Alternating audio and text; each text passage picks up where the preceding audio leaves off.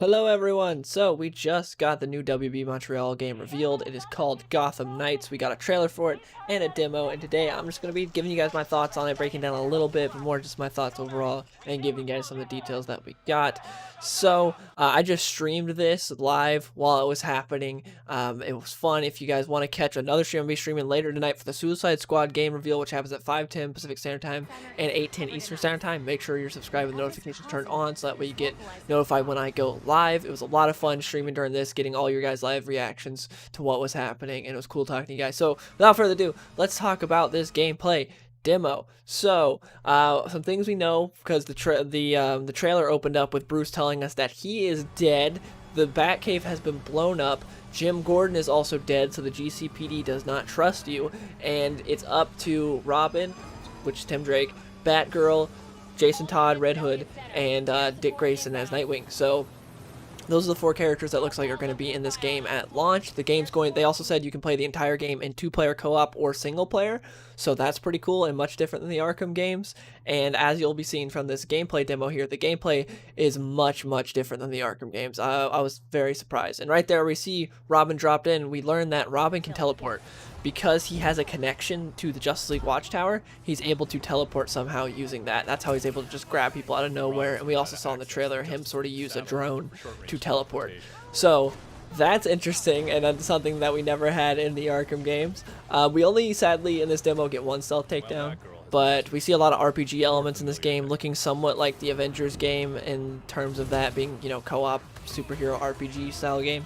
And you see the levels there. You see to the left that Batgirl is a level 10. You see that everyone she's fighting is level 10. Also right there you see a wall run. So that's cool that we have some different movement mechanics, because that's something that I've wanted ever since Arkham City. When you're chasing the League of Assassins assassin, and she's running away and she's wall running, and Batman just does these really slow jumps behind her. It's cool that now we can actually wall run. But back to the actual let's talk about the RPG element. So one of the developers said that the guys you go against will level up with you, so it's not like you're going to be, it doesn't sound like there will be a sort of like, oh, this level's a whole bunch of level 5 guys, I'm just gonna do a bunch of side missions till I'm like level 10, so I'll come in and destroy these guys in like 2 seconds. It doesn't sound like there'll be any of that. Like, everyone just levels up with you. But with this mission, this is the Mr. Freeze mission. They said this is halfway through his storyline. So even though you fight Mr. Freeze in this doesn't sound like where you'll be taking him out. They also said this Batgirl is about a dozen hours in. So Batgirl, a dozen hours in, is at level 10. So it seems like to level up your hero, it's going to be a bit of a grind. If you're only 10 levels in at a little over a dozen hours, that's, you know, that's going to take some bit to level up. That's what it sounds like to me. So there'll be a grind. I'm not personally the biggest fan of the whole numbers and health bars thing for this style of game. I mean, I like RPGs, but for this style of game, I'm not the biggest fan of it, but, you know, it is what it is, and I'll be interested to see how it is when we actually play the game. I am excited that it's co-op. That sounds awesome. Like, doing Predator maps in co-op just sounds so much fun. We're about to get our only actual stealth takedown here in the entire demo right here with Robin. And there's this hilarious noise this guy makes when he gets choked. It's so funny, like that just sounds so terrible. The voice acting in general, I was not the biggest fan of. Tim's voice is fine, but Batgirl and Alfred sounded just not good in my opinion. But yeah, it's cool that we're gonna have the Belfry as like a base of operations. It does kind of suck that we don't get the Batcave again. Like in every single Arkham game, we haven't had a legitimate, actual Batcave, and now we still don't get a legitimate actual Batcave. But I am excited it's not just another Batman game, because to be honest, I thought we were going to get just a standard Court of Owls Arkham game. I was excited for it, but I'm like, oh, we're just going to be getting, you know, another like standard Arkham game, which I love the Arkham games, but it is cool to see some innovation, and the fact that we're not just playing as Batman. Batman is supposedly dead in this universe now, and this is not the Arkham universe, by the way. This is like, it seems sort of like a softcore reboot.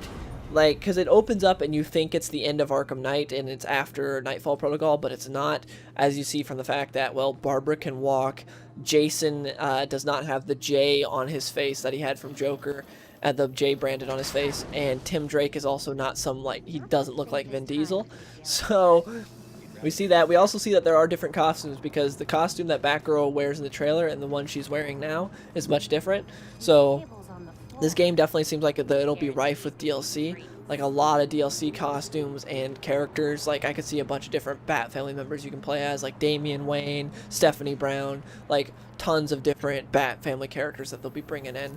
And I 100% believe, even though Batman's dead and all that, I believe that they will be bringing Batman back, because Batman DLC would sell like hotcakes. Like, so many people would buy the game. Imagine like 4 months after launch, when people don't care about the game as much anymore, and then they suddenly release Batman DLC. Everyone will be like, "Oh snap, gotta play Gotham Knights again."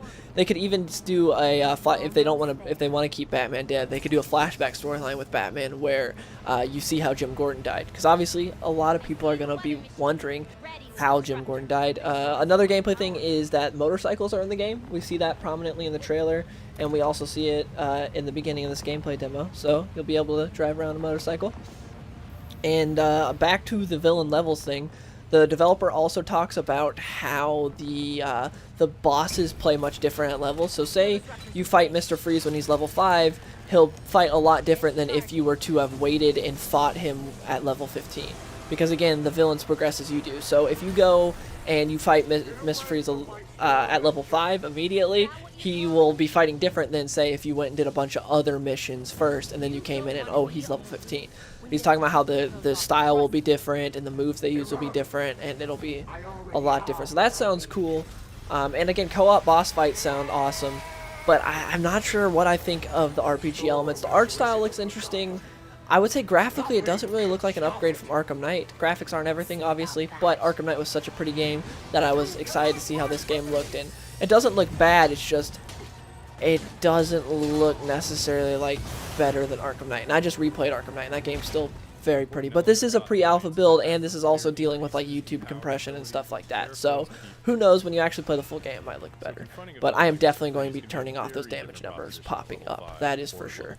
But yeah, I'm excited for this game. It looks cool. I hope it's good. The Court of Owls section of the trailer is the best part by far. That part is so awesome. If you have not watched the trailer, go watch it. The Court of Owls part is amazing. And Nightwing's who I'm most excited to play as. Jason Todd looks hella thick.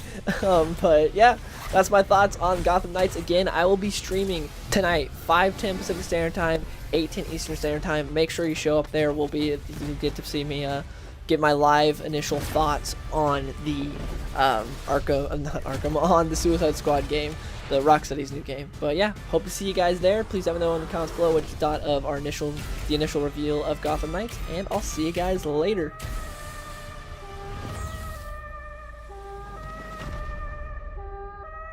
Yeah, on my grind all day, gonna make $1 million, son, that someday. You know I'm in the building when I write this way. Put me in the ground when I bite this game,